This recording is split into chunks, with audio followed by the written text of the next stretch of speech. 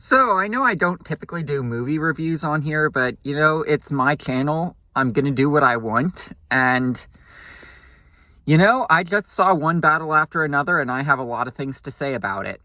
So, I am gonna say first and foremost, the fact that I have a lot to say about this movie is a good sign, actually, because so much of the movies that are made today are garbage. I'm just gonna say it. They're made for streaming services. They're made for you to half watch them while you're scrolling through social media. Don't look at the irony of the fact that you saw this video probably because you were scrolling through your YouTube recommendations, possibly while watching one of those movies made to be half watched while scrolling through something. But anyhow, let's get into it. Should I start with the good, the bad, or the personal? I think I'll start with the personal. I like having a girl character that has a name that's a Will root, because how I chose the name Willette, I actually there's a whole lot of a story to that, but I will put it this way, just long story short. My parents actually called me Willow before they knew I was trans, and Will is not my birth name, but it was something that I got bullied for in middle school relentlessly. So, having a character be Willa in this movie, I very much appreciate that because, it's representation for girls with names that have a Will root other than Willow. So I appreciate that. Also, of course, we appreciate a non-binary ally. It's they, Dad. It's not that hard, That sounds so like something that I would say. But yeah, that's some personal stuff that I really liked that,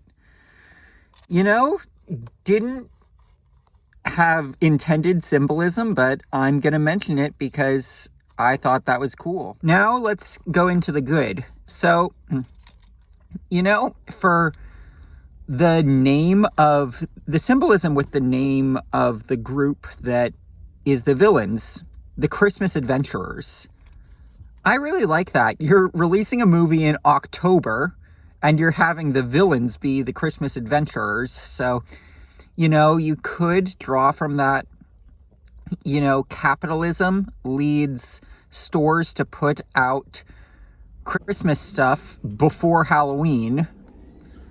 And they do that because capitalism, because it makes it so that it's out at the time that people start buying it, but no one likes it. It's done at the behest of those that are on the top of capitalism.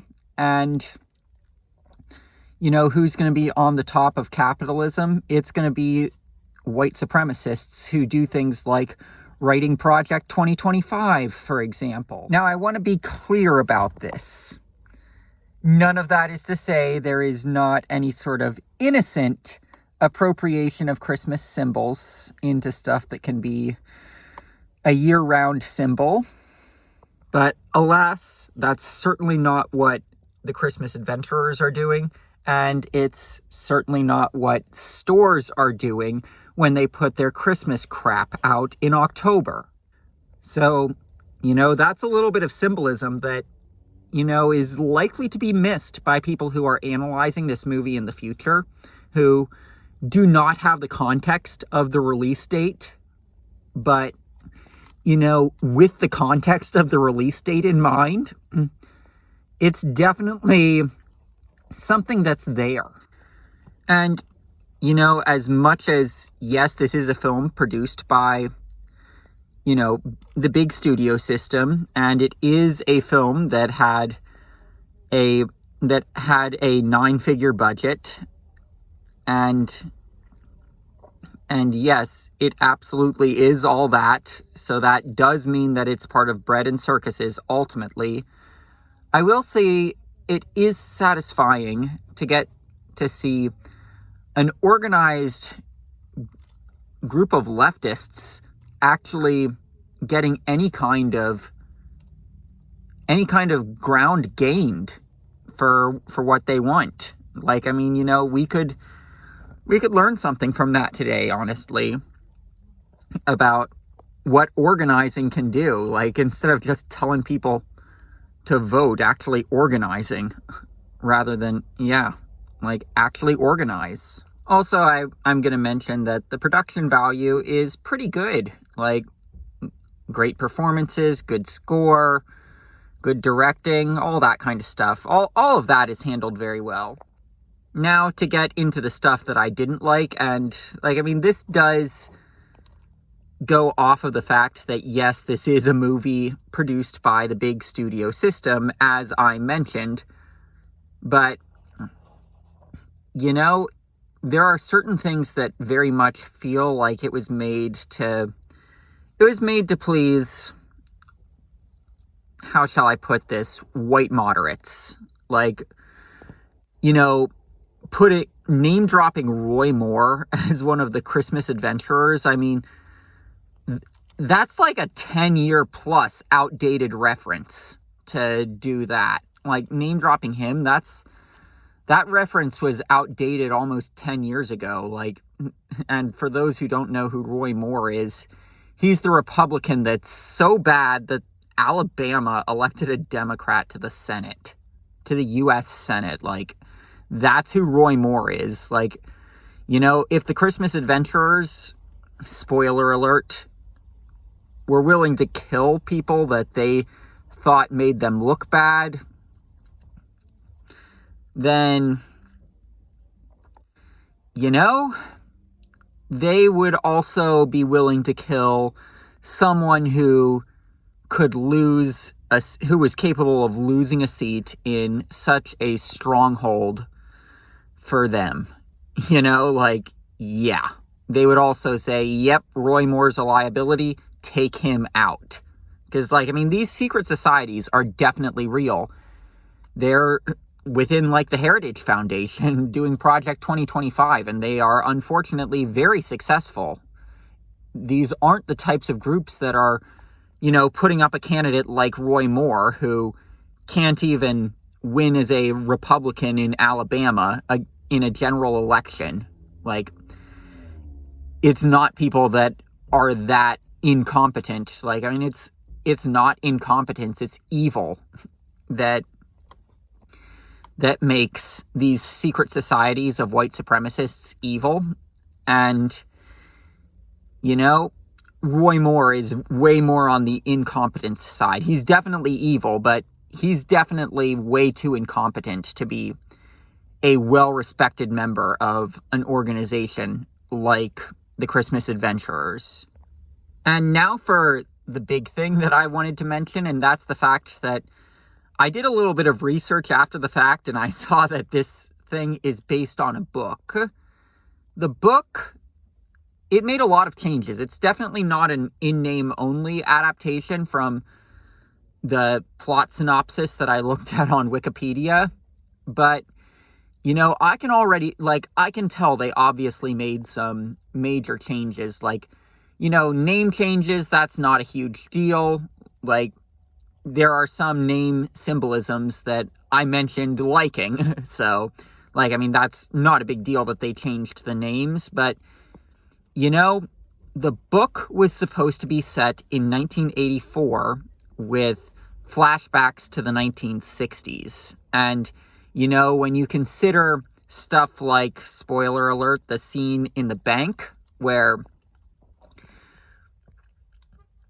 they are standing up there and screaming, "This is what Black Power looks like," stuff like that makes way more sense if you're remembering that you're looking at the adaptation of a work that was supposed to be taking place in the 1960s and not a piece of work that was supposed to take place in the 21st century. Like, I wish we were fucking that organized in the 21st century, but, you know, that is a fact that scene, probably in the book, was from one of the 1960s flashbacks. And 1984, what's significant about that year?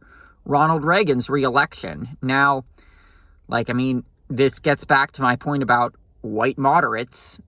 They are going to be likely to see parallels with Trump here. Now, you know, here's the thing, and why it's problematic to change the setting of a story like that, because, you know, a story that has that commentary, that you can take that away from, that you're adopting, it's going to be a good enough story that can be taken from it without having to change the setting to make it modern day, without having to change the setting so that you can get product placement of 21st century cars, smartphones, stuff like that. You know, you don't have to change the setting so that you can get those kinds of product placement in order to make that point. Like, are they scared that people aren't going to see the movie if it has a 1980s setting with flashbacks to the 1960s like the original book did?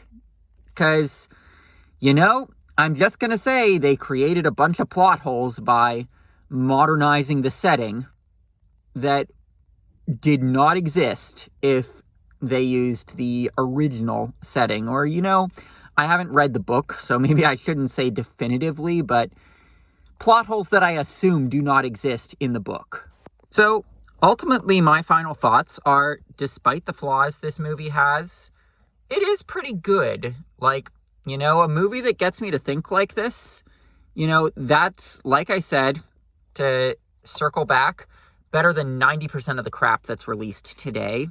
And, you know, we need more movies like this that get people to think. And, you know, I'm going to mention that you can say it was a Monday matinee all you want, but I was the only person in the theater when I saw it. Now, you know, that was fun to be able to, you know, do what I want, take my shoes off, spread out, because, you know, there was no one else in the theater, and really get to enjoy the experience because of that. But,